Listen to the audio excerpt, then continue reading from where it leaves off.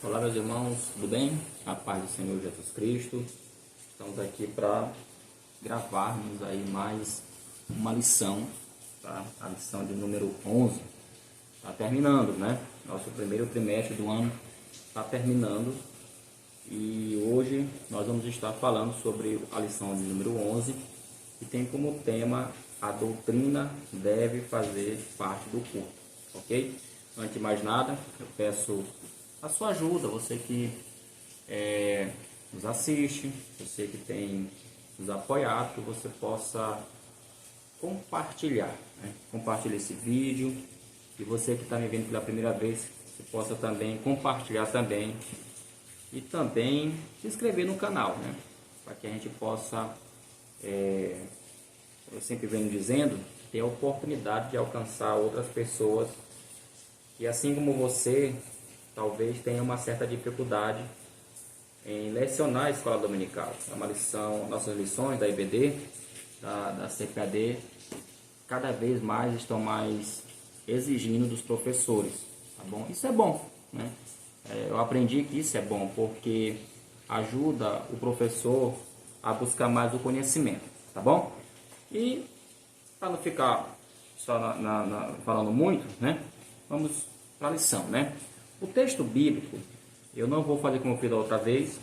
Eu percebi que a experiência de gravar por bloco parece que não foi muito digerida aí pelo pessoal.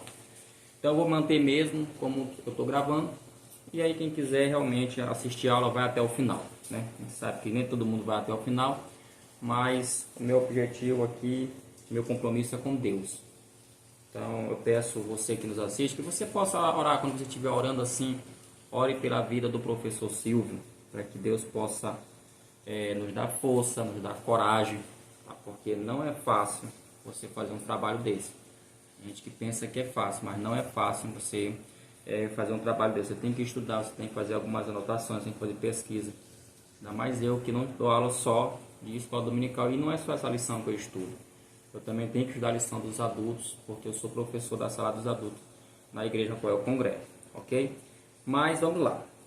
O texto está fazendo muito calor, gente. O calor que tá horrível.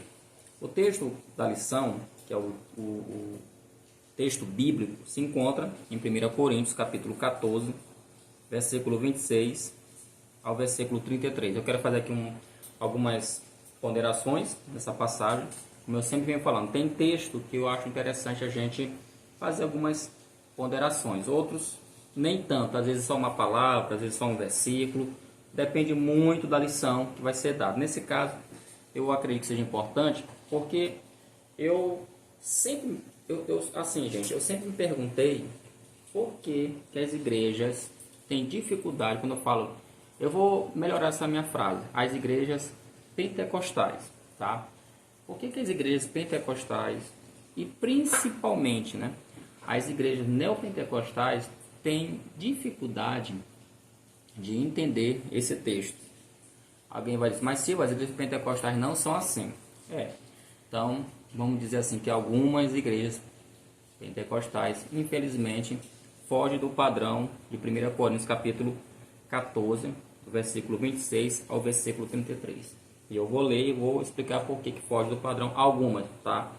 Mas assim, no geral, das igrejas, né? No geral, assim, essas igrejas pentecostais e neopentecostais geralmente acabam caindo nesse erro.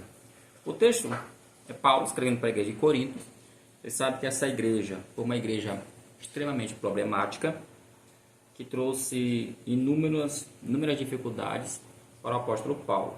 Você sabe que ali, talvez um dos grandes problemas dessa igreja era o individualismo. A gente vê que o apóstolo Paulo, ele teve que exortar eles em vários sentidos. Por exemplo, ele falou sobre a questão dos partidos, ele falou de irmãos que levavam outros para tribunais ímpios, ele falou acerca da Santa Ceia, como se deveria celebrar a Santa Ceia, ele falou acerca do uso dos dons espirituais, e aqui ele vai falar como é que eles deveriam cultuar a Deus. E o texto começa falando assim, ó, versículo 26 diz assim, ó, que fareis, pois, irmãos? Uma pergunta. Quando vos ajuntais, cada um de vós tem salmo, tem doutrina, tem revelação, tem língua, tem interpretação, faça-se tudo para edificação. É interessante a gente observar que Paulo começa chamando a atenção daquela igreja, mostrando que dentro daquela comunidade cristã, que era formada por pessoas diferentes e que tinham, ao que tudo indica pela leitura do texto do versículo 26, dons diferentes, que não é muito diferente dos dias atuais. A igreja a qual nós congregamos, seja qual for a denominação, é certo que lá vai ter pessoas com dons diferentes. Cada um tem um dom. Aqui o apóstolo Paulo, observe que ele não está colocando um dom superior ao outro, mas ele chama a atenção que esses dons que as pessoas têm dentro da igreja, eles podem ser usados quando eles se reunirem. Quando é que a igreja se reúne? No nosso caso, nossos cultos formais, culto de doutrina, culto de louvor, culto de mocidade, culto de círculo de oração, seja qual for a natureza do culto. Quando se reunir, o conselho de Paulino, o conselho do apóstolo Paulo é esse. Só que tem um detalhe. O próprio versículo deixa muito bem claro que o objetivo dele aqui não é, de maneira nenhuma, dizer que um é superior ao outro. Porque no final ele fecha o texto falando que faça-se tudo. Observem, faça-se tudo para a edificação.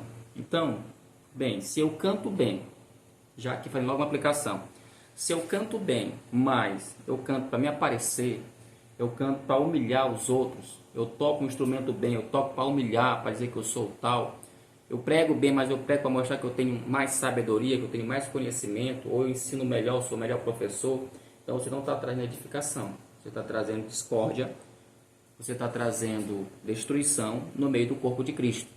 Então, como diz a palavra de Deus, isso não passa de um trabalho, né, de tolo. Tá? E ainda sobre o versículo 26, ele dá aqui algumas coisas interessantes. Eu fiz até aqui algumas anotações sobre isso aqui.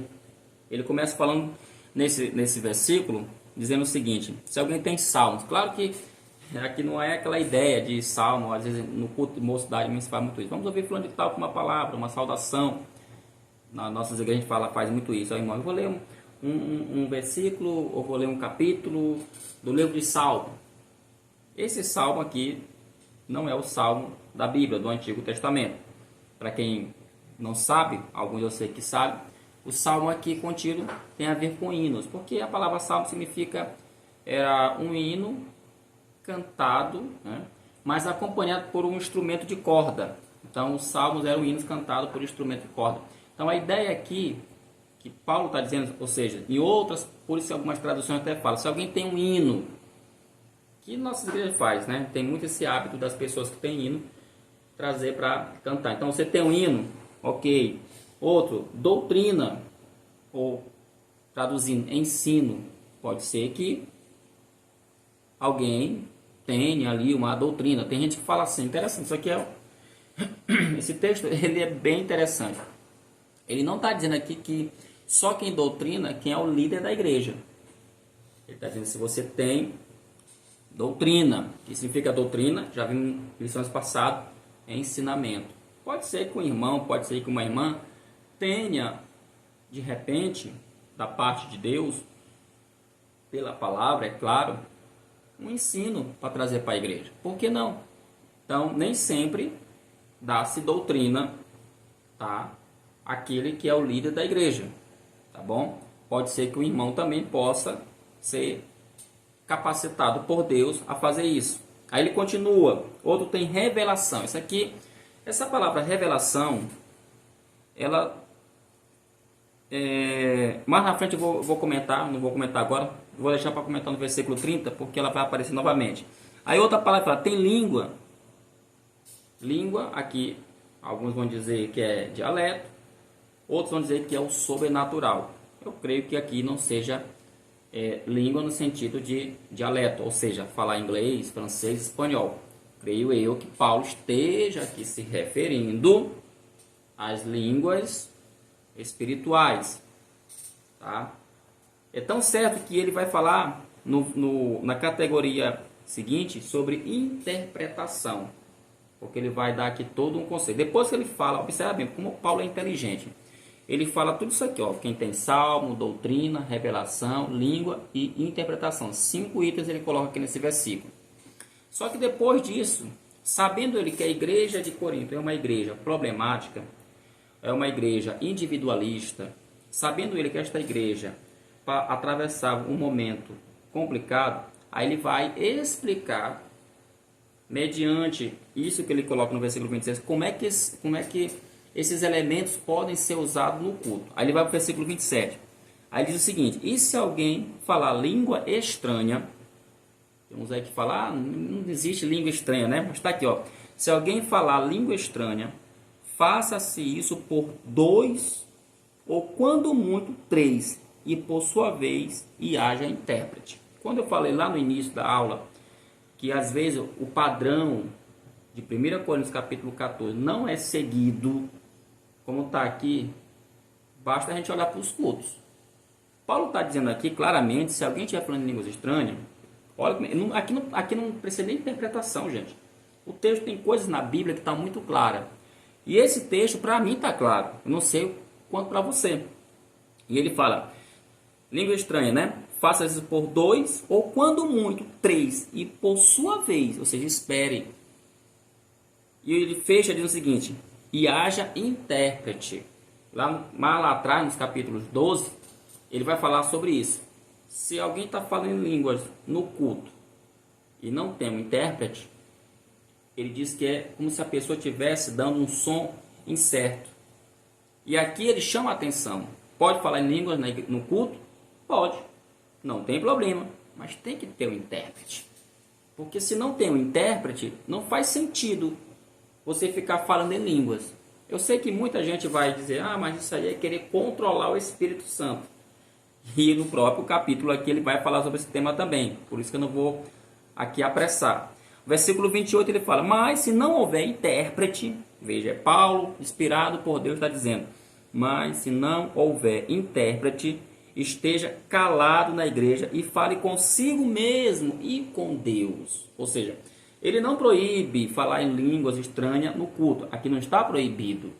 O que ele quer deixar claro é que o culto ele tem uma ordem, o culto ele tem uma diretriz. Então, se você está ali, como a gente costuma falar na nossa língua, cheio, né? Cheio. E aí, com vontade de falar em línguas, mas não tem ali um intérprete, então fale consigo mesmo. Como é que acontece isso? Cada um vai dar as suas explicações e a sua experiência. Não sei como é que é falar consigo mesmo aqui. Poderia só na mente, ou em voz baixa, ali mais contido. Não sei como é que seria isso, mas a recomendação bíblica é essa.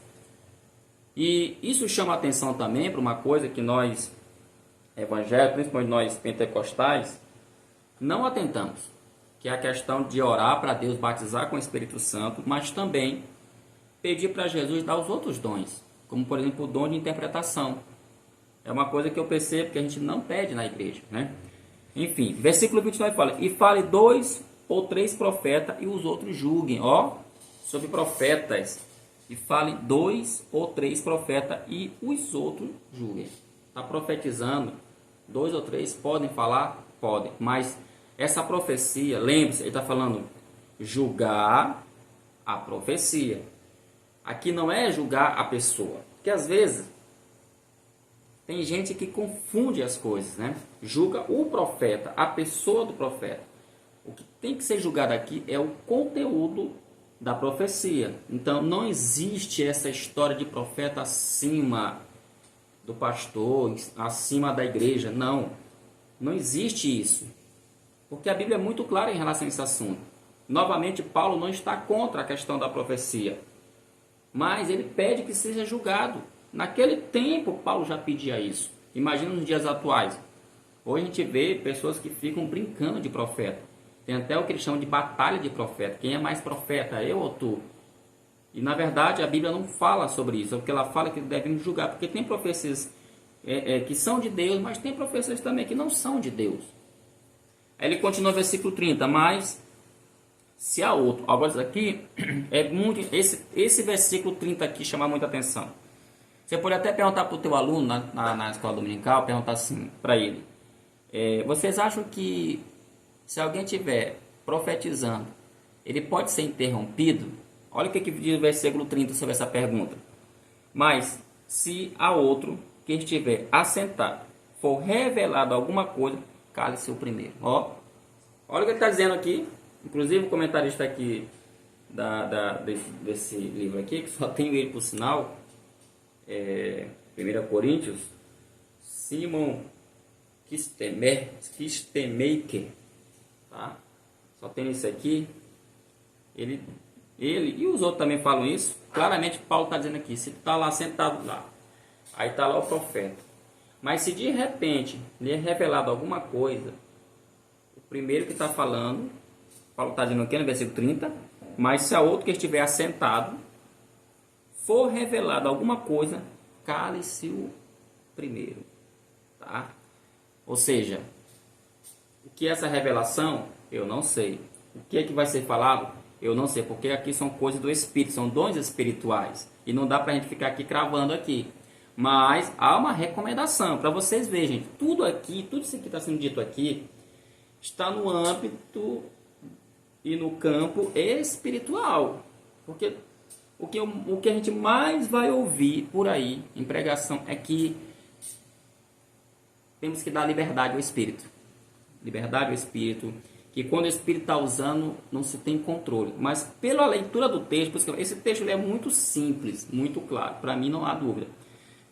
Paulo deixa muito bem claro que há sim controle. Não é assim de qualquer jeito. O versículo, e aqui, sobre a questão de revelação, né? Tem aqui até uma explicação sobre isso. Ele fala o seguinte, sobre revelação. Eu disse que ia voltar essa palavra, alguma verdade que lhe foi particularmente revelada. Talvez uma explicação de algum mistério, ou uma revelação de algum evento futuro, ou uma profecia, ou um poder de explicar algumas das verdades expressas nos tipos e figuras do Antigo Testamento. Então, veja que não há... isso aqui são comentários de estudiosos que tentam explicar o que significa essa ideia aqui. Tem revelação. Eu li em outro comentário, eu acho que foi no Craig Blomberg. Pode ser que no momento que alguém esteja pregando ou profetizando, tá? Deus possa trazer uma revelação daquele assunto, não no sentido de revelação de algo novo, mas uma ideia que possa, como é que eu poderia dizer, meu Deus, casar, né? Casar com aquilo que está sendo falado, ou seja, não vai trazer confusão, ou seja, vai complementar, tá? Digamos assim, vai somar, talvez essa seja a palavra mais adequada. E uma coisa que me chama a atenção também, lembrando aqui falando do Craig Blomberg, é que ele chama a atenção sobre isso. Nossos cultos, ele está fazendo aqui uma crítica, principalmente aqueles cultos, onde o culto ele tem uma ordem, né? A gente vai já falar essa questão de liturgia aqui daqui a pouco, mas, ou seja, o culto segue aquela ordem, uma ordem esquematizada. Às vezes o culto parece assim, sabe, engessado, não pode sair daqui, não pode sair dali. E pelo que eu estou vendo aqui, pela leitura, como ele chama a atenção, a leitura de 1 Coríntios capítulo 14, a gente percebe que aqui a liberdade ela tem que ser dada aos irmãos, tá? Então, aqui não está dizendo que, por exemplo, só, claro, que não estou dizendo para desfazer, mas aqui não está dizendo, por exemplo, que nós temos que ter um grupo específico de pessoas que louvem a Deus. Não. Aqui qualquer pessoa que faz parte do corpo de Cristo, ele chegou na igreja, ele tem um hino, ele tem um louvor, então cante. Quando ele fala salmo, então cante. Ele tem doutrina, então doutrina, e assim por diante. Não existe aqui como a gente pode dizer, uma formalidade. Mesmo assim tem a ordem. quero deixar bem claro. Tem a questão espiritual? Tem. Mas tem uma organização, né? Aí o versículo 31 diz assim: porque todos podereis profetizar uns depois dos outros, para que todos aprendam e todos sejam consolados. Aí o 32, ele diz: e os espíritos dos profetas estão sujeitos aos profetas. A ação do Espírito Santo, a ação dos dons espirituais que atuam através de nós, não nos deixa o quê? Inconsciente. A gente sabe o que está fazendo. Aí alguém diz: mas é porque quando eu estou cheio e tal, não consigo me controlar. Gente, o que eu posso dizer sobre isso é o que alguns irmãos falam. É fato, é bem verdade que quando a pessoa começa a ter essas primeiras experiências, né, da oração, do fervor, realmente é complicado assim de primeira você dizer assim que você se controla, né? Mas com o passar do tempo, você vai amadurecendo, você vai aprendendo, você vai entendendo que você pode continuar sentindo a graça, continuar exercendo os dons espirituais sem fazer nenhum tipo de escândalo. Então, veja que se Paulo falou isso aqui para a igreja de Corinto, é porque ele já tinha essa maturidade. Tá? É porque ele tinha essa experiência, ele sabia o que ele estava falando. Está na Bíblia. Então, se a Bíblia está falando que dá para fazer, então, claro que dá. O versículo 33 fala: porque Deus não é Deus de quê? Confusão. Você sabe que, se não de paz, como em todas as igrejas dos santos. Para finalizar, ele fala que nosso Deus não é o Deus de quê? De confusão. Nosso Deus é Deus de paz. Ok? Isso aqui foi um rápido comentário. Beleza? Eu queria muito poder estar assim perto para saber aqui o que vocês pensam sobre o tema. Agora vamos aqui para a lição. O primeiro tópico, ele começa falando sobre a ordem no culto. Tá? Ordem no culto. A palavra culto aí o primeiro subido fala sobre liturgia cristã. Talvez você já ouviu falar, o que é liturgia, né? Vocábulo grego aí, vocábulo grego para liturgia, ele dividiu aqui a palavra em duas, né? Mas a palavra aí, liturgia, né, no grego, ele dividiu na palavra liturgia, ele dividiu da seguinte forma: quase leite a pronúncia aqui, significa povo, né? E ele também pegou aqui a palavra urgia, significa trabalho. Concluindo, ele diz o seguinte, que essa palavra significa serviço ou trabalho público. Interessante, liturgia. É difícil a gente imaginar que o termo liturgia, ele tem essa ideia de trabalho, como eu coloco aqui, ou serviço público. Isso porque a palavra, antes de ela ser tomada, emprestada pela religião, a função dela era falar sobre isso, sobre o trabalho público, né? Sobre o serviço público. Então, já como ele coloca aqui no mundo grego, essa palavra, eles tomam emprestado, vamos dizer assim, que tira do mundo secular e traz para o mundo religioso. E começa a se aplicar dentro da religião. E o que é uma liturgia, gente? Tá? O que seria uma liturgia cristã? Vamos aqui avançar. A lição fala que a liturgia cristã, ela deve ser o quê? Pautada nas escrituras sagradas, conduzindo os crentes à adoração. A liturgia é um serviço. É um serviço. A liturgia cristã é um serviço. No Antigo Testamento, porque a gente não tem tempo aqui, mas no Antigo Testamento tinha um culto judaico. Você sabe que o culto judaico, ele tinha uma liturgia. Por exemplo, se vocês puxar um pouquinho para a sua memória, você vai lembrar que o sacerdote, para que ele pudesse efetuar o culto judaico, ele tinha todo um processo. Não é só chegar lá e pronto. Tinha um serviço, tinha um trabalho.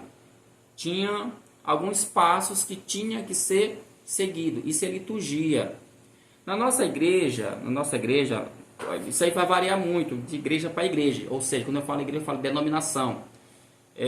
Por exemplo, tem denominação que a liturgia do culto deles começa de uma forma, enquanto que na outra começa de uma outra forma. Por exemplo, na Assembleia, qual é o nosso padrão litúrgico de culto? Oração, tá?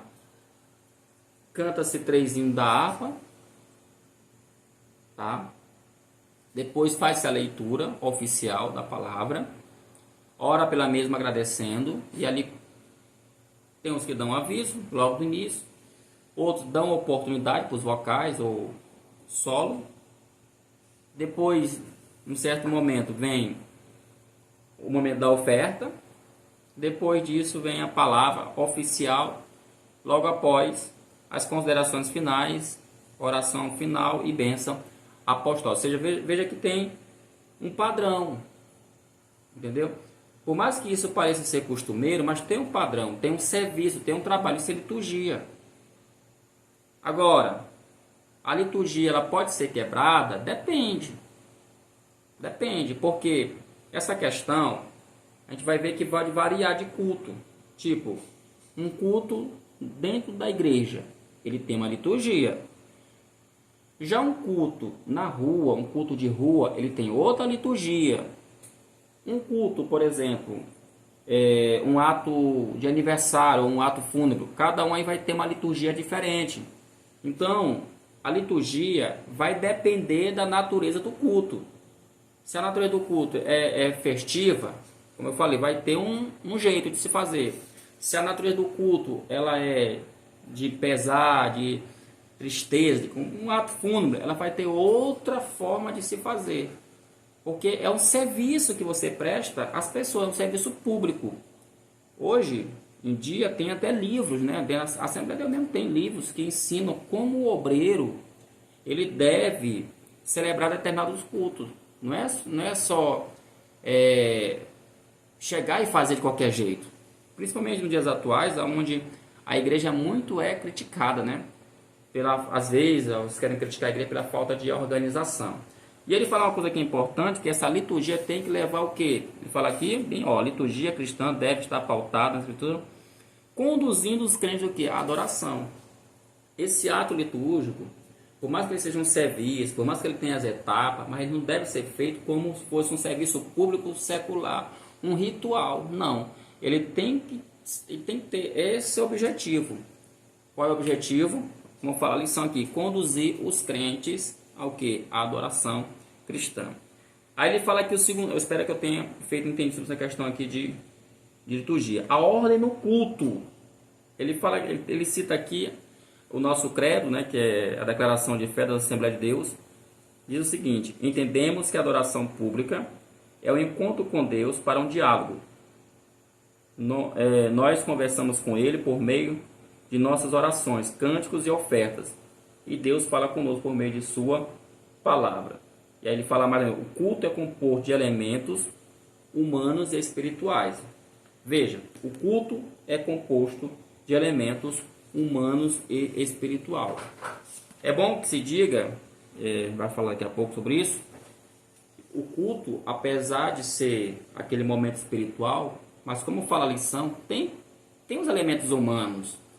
E é por isso que é importante ter o que? A liturgia, ter o rito, ter o ritual. Porque senão, cada um pode querer fazer da sua forma, do seu jeito. E é bom que se diga que o culto não é para exaltar o ser humano, não é para satisfazer. Tem pessoas que querem fazer culto, mas o culto é feito para satisfazer o seu desejo. Por exemplo, tem gente que ele tem esse negócio com ele, né? Às vezes ele vai fazer uma peça, porque tudo que você fizer, vou falar isso lá na frente, tudo que você fizer na igreja, seja tocar um instrumento, ali já é um ato onde você vai cultuar Deus. E tem gente que às vezes ele faz aquilo dali, ele toca bem, mas o objetivo dele é ganhar ibope. O objetivo dele é ganhar holofote. Isso não é culto. Ele fala mais ainda, a ordem no culto não serve para enrijecê-lo, mas para colocá-lo na direção ao propósito para o qual foi estabelecido. Ou seja, em outras palavras, qual é o objetivo de se ter uma liturgia, gente? É como se fosse um plano de aula. A gente tem que ter um plano de aula. Você vai dar uma aula, você tem que ter um plano. Por mais simples que ele seja. Porque se você não tiver um plano para dar aula, você pode passar do tempo, você pode falar besteira, pode falar bobagens. Então, o plano de aula serve exatamente para isso, para te guiar. Da mesma forma, ali a liturgia, ela serve para isso. Olha, algumas denominações, algumas igrejas têm uma liturgia bastante rígida. Eu fui católico e lembro, acho que até hoje ainda é assim, quando eu ia para a missa, quando a gente entrava para assistir a missa todo domingo ali, a gente recebia lá um folheto. Aquele folheto, ele tinha uma ordem. A missa, o padre ia rezar a missa de acordo com como estava ali no folheto. É uma liturgia, ok? É a ordem, é o plano, digamos assim, é o plano que ele tem. Para quê? Para que a missa possa ter horário para começar, horário para terminar, para que ele não fique, sabe, viajando, não fique variando, mas se mantenha dentro do plano. E assim tem que ser o culto. Ele tem que ter esse plano. E por último ele fala, quais são os elementos do culto? Já falamos sobre isso aqui, ó, sobre a questão dos elementos do culto. Um culto bíblico tem oração. Um culto bíblico. Já imaginou um culto, começar um culto sem orar? Tem louvor. Leitura bíblica, como eu já falei, exposição das escrituras sagradas, testemunho, oferta e dízimos.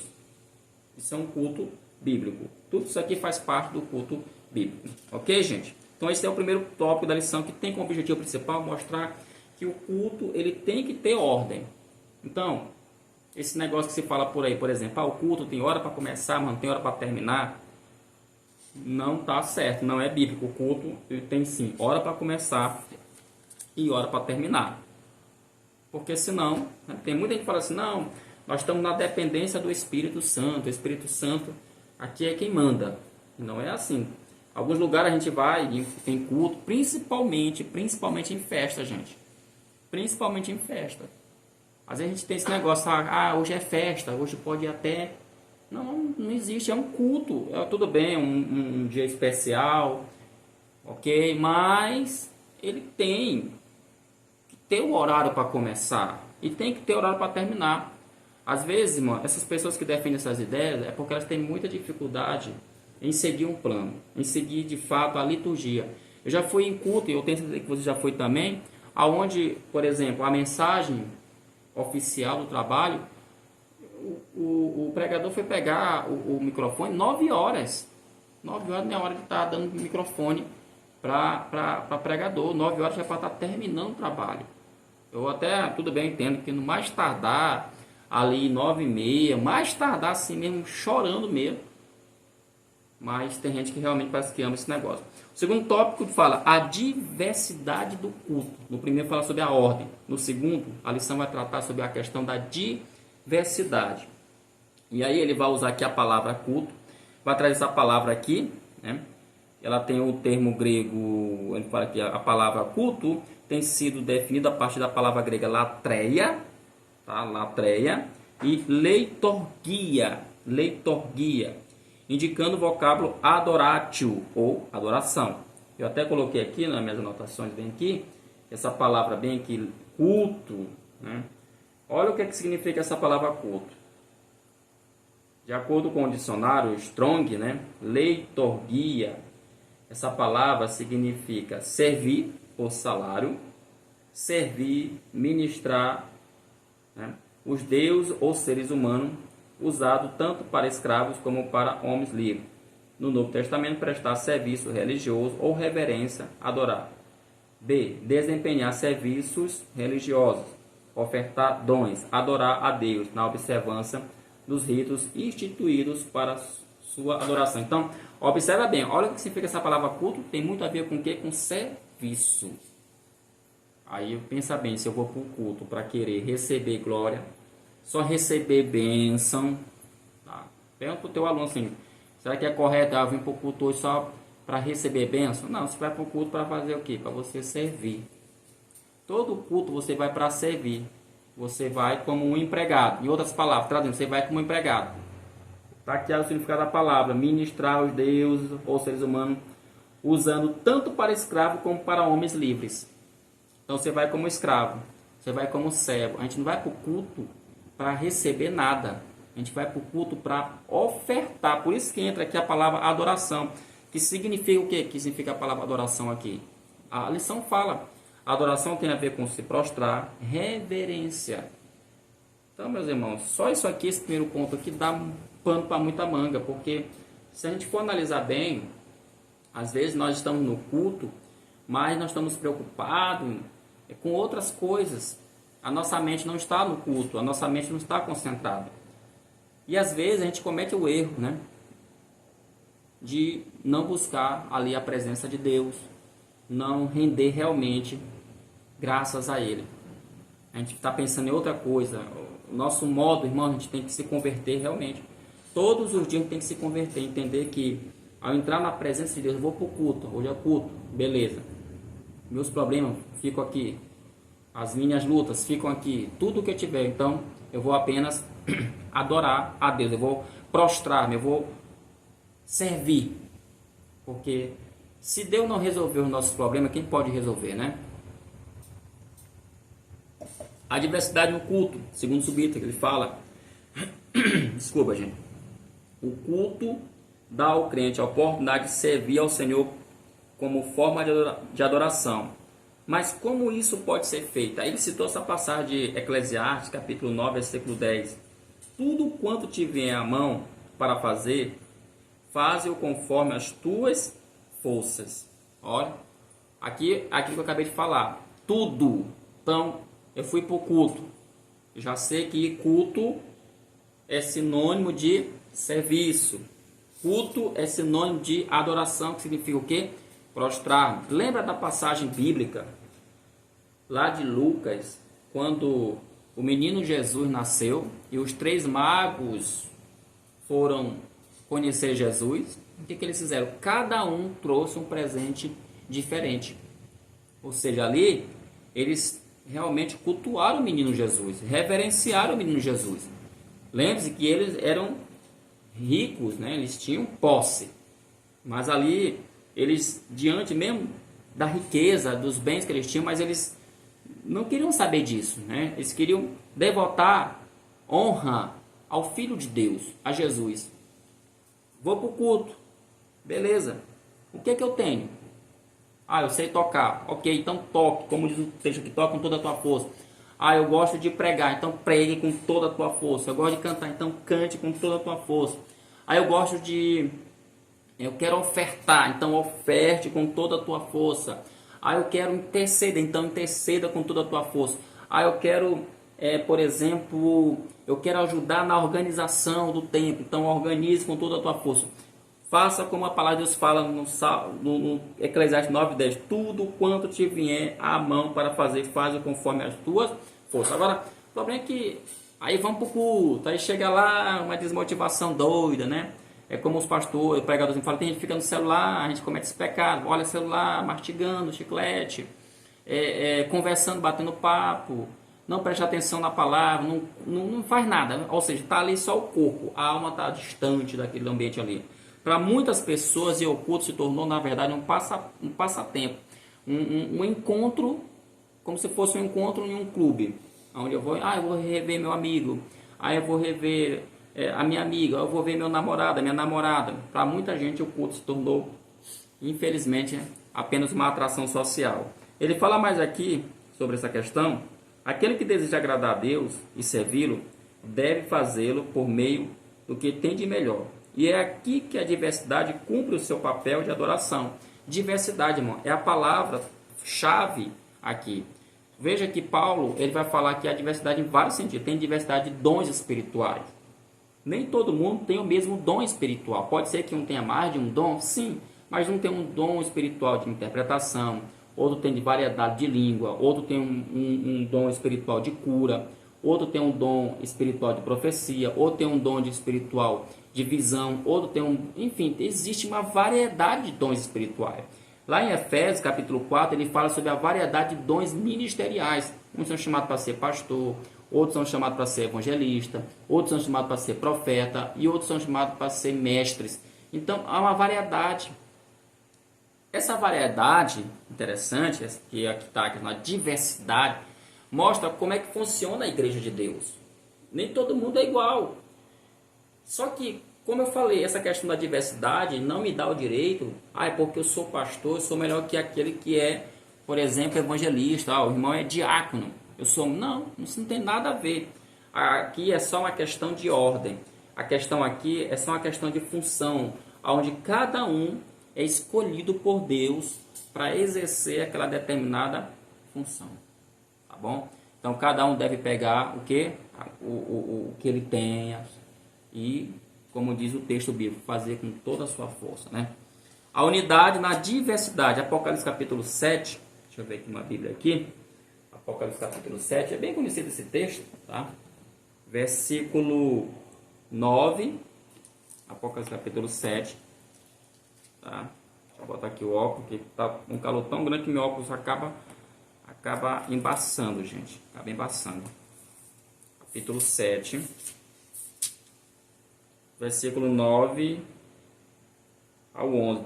Diz assim: Depois destas coisas vi, e eis grande multidão que ninguém podia enumerar, de todas as nações, tribos, povos e línguas, em pé diante do trono, e diante do Cordeiro vestido de vestiduras brancas, com palma nas mãos. E clamavam em grande voz, dizendo: Ao nosso Deus, que se assenta no trono, e ao Cordeiro pertence a salvação. Todos os anjos estavam de pé, rodeando o trono, os anciões e os 4 seres viventes, e entre o trono se prostraram sobre o seu rosto e adoraram a Deus. Veja aí que tem essa passagem bíblica falando, né, quando chegará o momento em que toda a igreja estará ali reunida. Então, quem é essa igreja? Ela é composta, como a gente falou, de pessoas, línguas diferentes, nações diferentes, cultura diferente. Enfim, gente, nós somos diferentes, mas é no meio da diversidade que acontece um fenômeno espiritual que nenhuma empresa, tá bom? Ninguém nesse mundo consegue fazer o que o Espírito Santo faz. É unir essa diversidade e transformar numa unidade. Então, você, meu amigo, agora faz um pessoal, você, meu amigo, você, minha amiga, que tem dificuldade de entender isso, ou seja, você acha que porque você prega melhor, ou você é um professor melhor do que o outro, não precisa do outro irmão, porque ele não é digamos assim, não tem a formação que você tem, ele não tem a experiência que você tem. Eu quero te dizer que você está redondamente equivocado e enganado, porque na verdade nós estamos ali e fazemos parte do corpo de Cristo. Então aqui, tudo isso aqui, essa diversidade tem um objetivo, qual é? Edificar, unir. Aqui entra a questão também da koinonia. E eu gosto sempre de falar isso, a questão da comunhão, da koinonia, tem a ver com a questão da diversidade dentro da igreja. Então só Deus tem esse poder de pegar aquilo que é diferente um do outro, ele pega e junta, tá? Qualquer ideia fora de diversidade, comunidade, pode escrever, isso tem um princípio no coração de Deus. Deus, desde o princípio, ele criou o homem à sua imagem e semelhança, ou seja, o homem ele é diversificado. Cada um tem sua forma de pensar, de ver o mundo. Porém, Deus pega tudo isso, junta e forma o que nós chamamos de Igreja de Deus. E para fechar, nós temos aqui a exposição das Escrituras no culto. Aqui é interessante, esse último ponto aqui é muito interessante. Pergunte para a turma, seria interessante você perguntar para a sua turma, o que é pregação para eles? Pergunta para eles, estou suave, porque aqui está calor. Pergunta assim, o que é pregação? A lição, o primeiro subponto fala sobre expondo as escrituras. O que é exposição das escrituras, gente? Gente, na homilética, existe 3 formas de você fazer um sermão.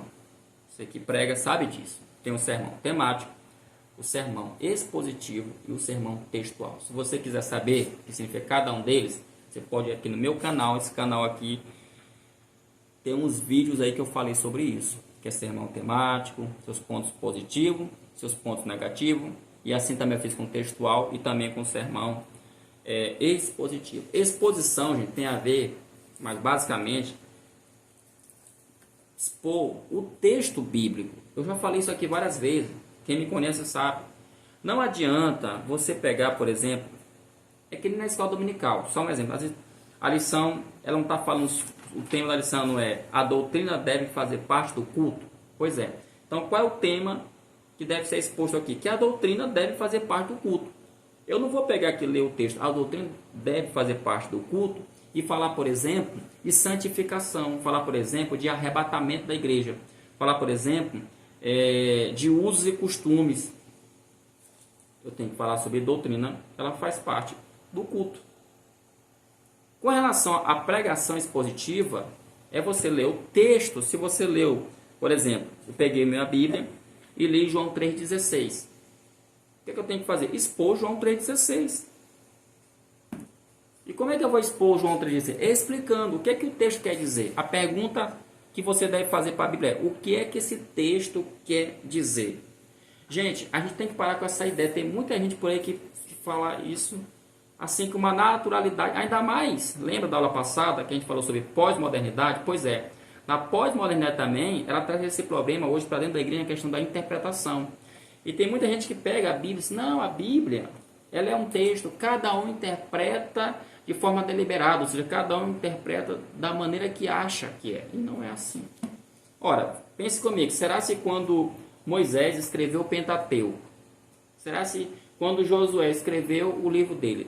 Será se quando Mateus, Paulo, enfim, qualquer um dos autores escreveram, ele não tinha um pensamento? Será que eles não tinham um objetivo? Será que eles não tinham uma ideia? Ora, gente, se até no WhatsApp, quando você manda uma mensagem para uma outra pessoa, você quer que a pessoa entenda, digamos assim, literalmente, aquilo que você está passando, quanto mais na Bíblia. Ah, Senhor, mas aí tem as figuras de linguagem, tem sim, mas não vamos confundir uma coisa com a outra. De fato, tem figura? Tem. Tem simbolismo? Isso faz parte do texto. Todo o texto, toda a literatura, dependendo do tipo de literatura, uns vão ter mais, outros menos, mas vai ter os recursos que se usa para se construir um texto. Mas esses recursos não tiram o propósito original do texto. Então, expor a Bíblia é isso, que é o que não está acontecendo nos cultos. Muitos pregadores por aí fazem muita coisa, menos pregar de fato, expor as Escrituras Sagradas. Segundo ponto, né? Louvores que pregam as Escrituras. Sabe que tem muitos cantores bons, tem muitos louvores bons, mas também tem muita coisa ruim. Não vou aqui ficar comentando sobre isso.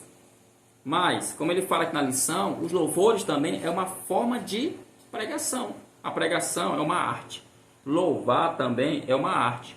E tem louvores que também, quando eles estão respaldados biblicamente, eles têm sentido, né? Eles pregam o coração também da igreja. Mas também tem muitos louvores que são heréticos, ensinam erradamente. Tem grupos sendo cantados dentro das nossas igrejas que o cantor, às vezes, ele canta até bonito a voz e tal, mas o cara é de vertentes completamente diferente daquilo que a igreja é. Então tem que tomar cuidado também com relação. Por isso que ele até fala aqui sobre a questão da harpa cristã, a importância de se manter o cântico da harpa cristã. Mas não é só a harpa, é claro, tem muita gente boa aí no mercado que canta e louva a Deus realmente com letras maravilhosas, ok? E por último, pregando as Escrituras, para fechar. Ele quer dizer aqui é o conteúdo, acerca do conteúdo. Não é só pregar a Escritura, mas você também tem um conteúdo. E qual é o conteúdo da pregação?